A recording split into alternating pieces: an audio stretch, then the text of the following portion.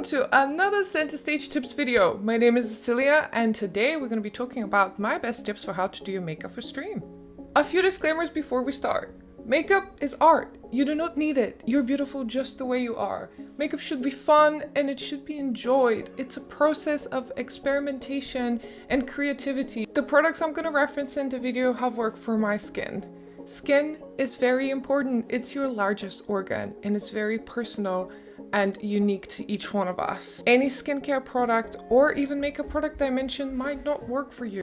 General tips on how to do makeup for stream. Forget about your perfectly blended nude smoky eye. Pale colors do not show on camera. You'll be blasted with most likely bright lights and you need color, you need sparkle, you need the fun into the makeup. Leave those perfectly blended smoky eyes for your everyday life. For stream, opt out for much brighter colors. I'm going to introduce you to PPS, or what I'd like to call prep, pack, set. Always keep those 3 words for everything you do in your makeup. Prep the skin, pack the product, set the product. Now let's do it in practice. I decided to take you on a journey of one day of me doing my makeup. Generally speaking, whenever I sit down to do my makeup for stream, it is a really calming and relaxing experience. All the skincare products I'm putting on, the only one I could highly recommend that would most likely work for majority of skin types is the ordinary niacinamide and zinc solution. This is a solution that helps control oils, which are likely to start peeking through when you exercise. I definitely went bougie here with an eye cream that I'm still not convinced of the full effectiveness of.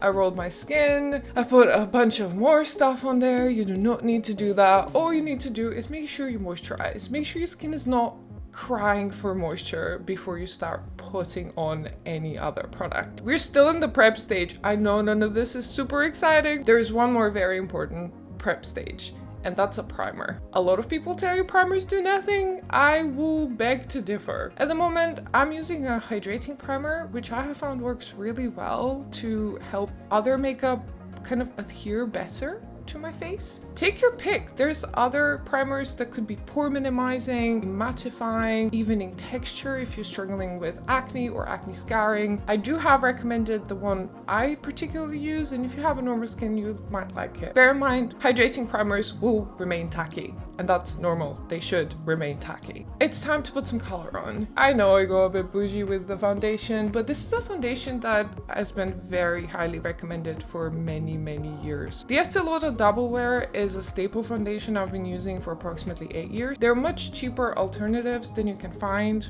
in the drugstore that could work just as well. Hands are your friend. Don't be afraid to use your hands. Obviously, make sure you wash them. But what hands and fingers have that brushes and sponges don't is your natural body temperature. You're not only softening the product, but you're also equating it to the exact temperature that your face is on, making for the best application possible. I'm putting on a lot of concealer. Unfortunately, back in my early 20s, at final year of university, I developed very dark under eye circles. Didn't have them before, had them ever since. I'm a massive fan of Tarte Shape Tape. 2014 is calling. They want their concealer back. They can't have it because I'm using it right now in 2023. This is the most high coverage concealer I've ever encountered, and I have tried quite a few. It is easily available in the US and now is getting more and more available in UK and Europe. Now, one of the tips while we're packing on what we have is to leave it settle. After you've blended everything in, leave your skin for a second. Let all the fine lines on your face get filled up with whatever it is that you put on it. I do my eyebrows. That's an extremely boring process. Let's just skip over it because it's very boring. Go and actually pat out all of the creases that my foundation might have settled into. One of the pieces I cannot recommend more, and that's powder. Powder has been used for centuries to even out skin tone. Back in the day, in the 2015, we used to do what's called baking, where you'd cover your entire face with powder and just set it there. And you might have seen drag queens do that. This is extremely useful to do if you tend to sweat a lot or if you're working with very crumbly shadows. A usual normal amount of powder in all the places that are likely to get more oily will last you a long time. So I put those under my eyes and on my T-zone and where I tend to touch myself, which is on the bottom of my chin.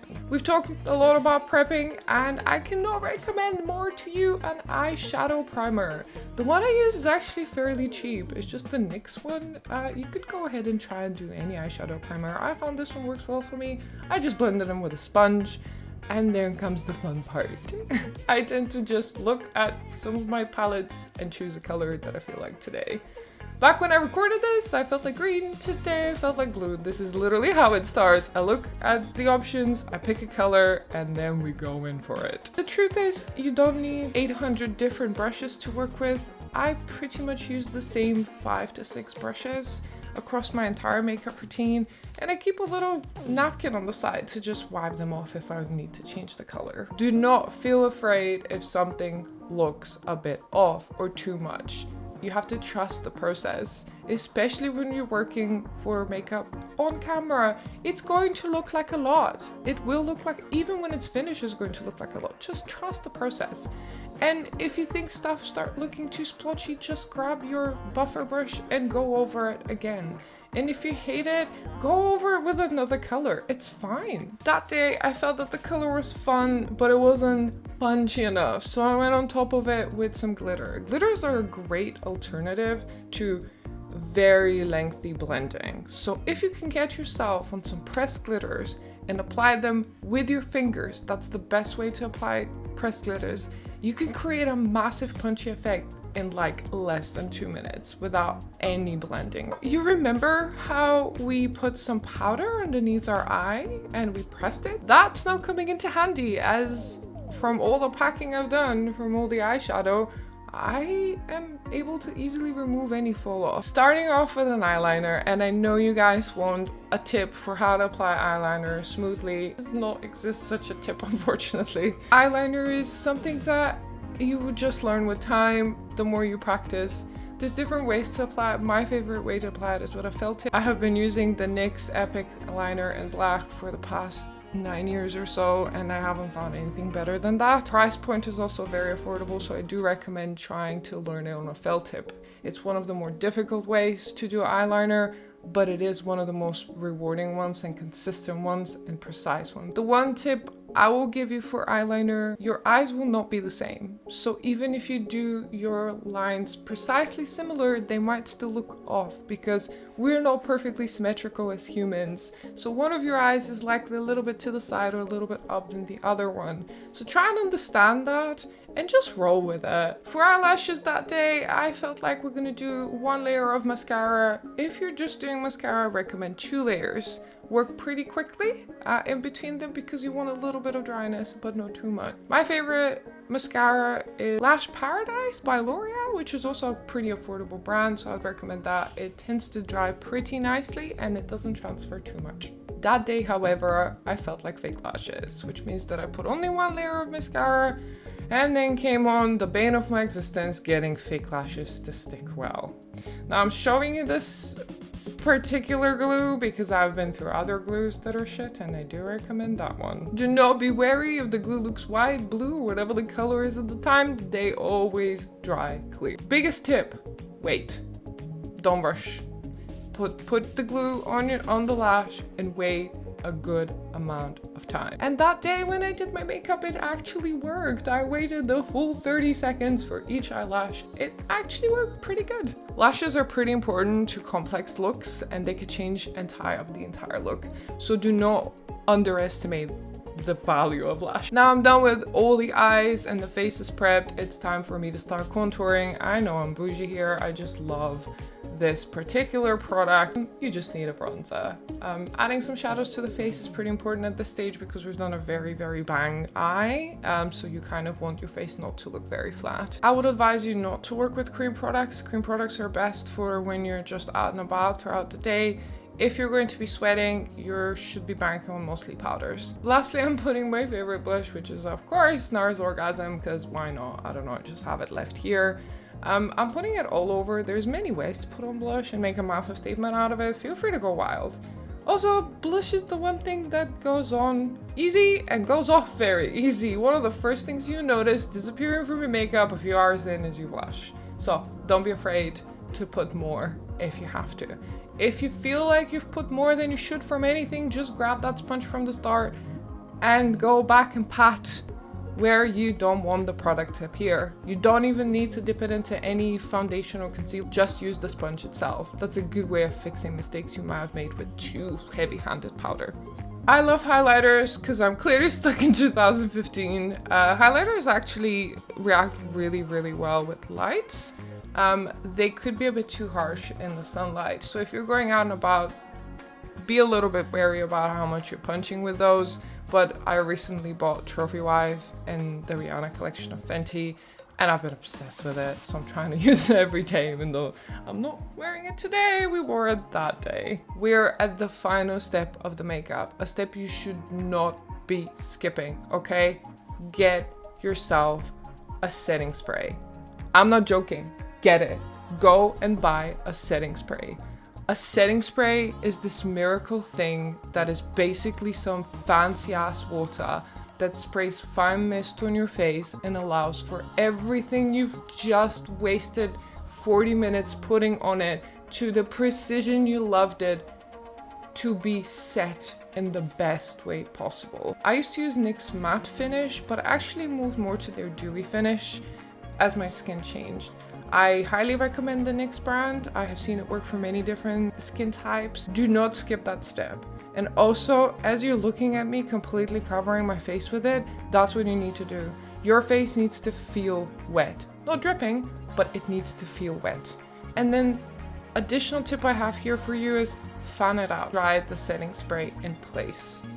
Leave it a few seconds, and that's your face pretty much done. The only thing that's left is lips. In fact, I usually do lips as the last stage of getting ready for stream, and I do it at my desk, but let's do it here. I know that glosses are very popular right now, and you might be thinking, oh, but it would look so good on stream, and I'm sure it would. The problem with glosses is that your hair will get caught up on them. Glosses will transfer, they're likely not to last very long. Orientate yourself to something a little bit more matte. My favorite branding here is a liquid lipstick by NARS. I probably have every single shade that they offer. My favorite one is You're No Good. I know it might be on the more expensive side, but I do highly recommend you at least check it out or grab yourself a sample or a travel size just to see how it reacts with your skin.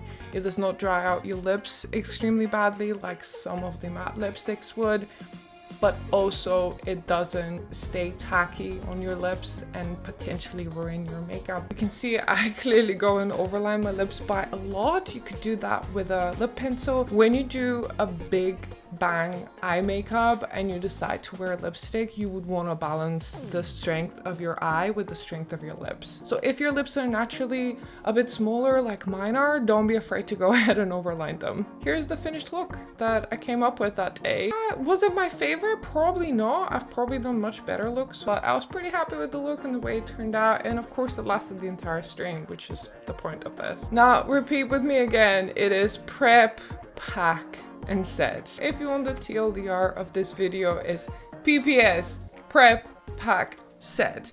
Get yourself a nice primer, get yourself an eyeshadow primer, get yourself powder, and get yourself a setting spray. I know those are the most boring items I could give you, but they'll ensure that any cheap, affordable makeup you put in between the prep and set is going to last you and it's going to give you the biggest bang for your buck. All of the products I mentioned can also be found on my Amazon storefront. I hope you found this useful. Thank you so much for watching, and we'll see you soon on another Center Stage Tips video. Love you guys. Happy streaming, and may your face forever serve.